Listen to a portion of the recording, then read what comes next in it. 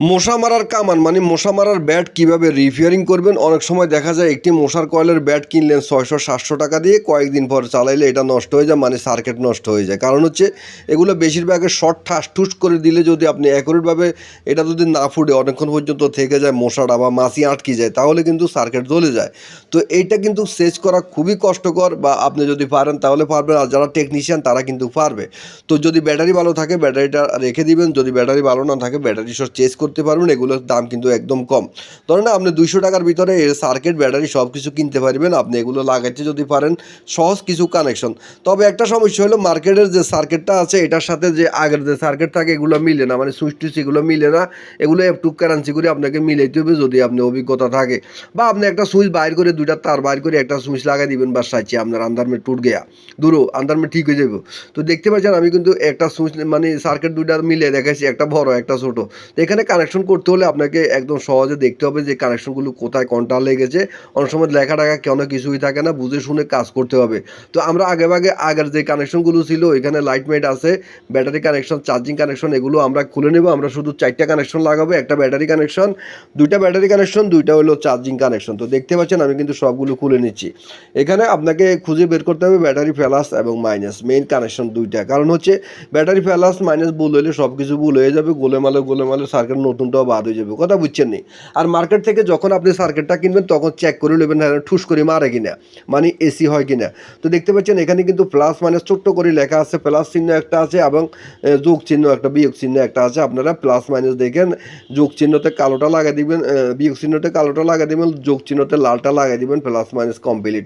তো আমি দেখতে পাচ্ছেন আমি কিন্তু প্লাস মাইনাসে লাগাই দিচ্ছি। এখন আমরা কি একটা কাজ করবো, সেটা হচ্ছে কারেন্টের যে লাইনটা আছে 2টা লাগাবো।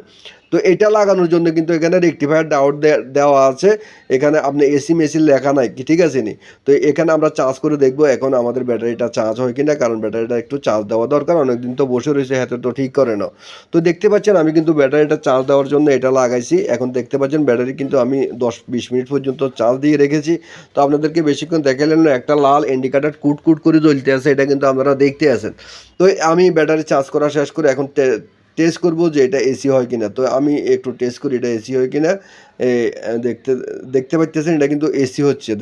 এসি এক লাইনে এসি দেখাচ্ছে, এক লাইনে এসি দেখাচ্ছে না। তো এখন বন্ধুরা এটা সুন্দর করে যেভাবে হোক আপনি ফিটিং করবেন। তো ফিটিং করার পর আমরা একটু শর্ট করে দেখাবো আমাদের ব্যাটটা কাজ করে কিনা। তো আগে ফিটিং করার জন্য এখানে যে ওই লাল ইন্ডিকেটার যেটা চার্জ হবে এটা দেখানোর জন্য এখানে একটা সাদা করে আমরা লাইটটা বার করে দিলাম। বার করে দেওয়ার পর এখন সুন্দর করে ব্যাটারিটা বসাইবেন, ব্যাটারিটা অ্যাকুরেটভাবে বসাইয়া এখন আপনি কি করবেন, ব্যাটের কানেকশন করবেন। ব্যাটের কানেকশন 2টা নেগেটিভ আর একটা লাল।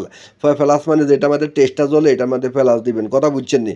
তো দেওয়ার পর এটা সুন্দর করে আপনি এটাকে উইথ করে ফিটিং করবেন, কভারটা ফিটিং করে নেবেন। কভারটা ফিটিং করে ভিডিওতে দেখাইতে যত সহজ, করতে কিন্তু দাম বার হয়ে যায়, কথা বুঝছেন না? অনেকক্ষণ চিন্তা ভাবনা করি গুতায় গাতায় এটারে মিলান লাগে।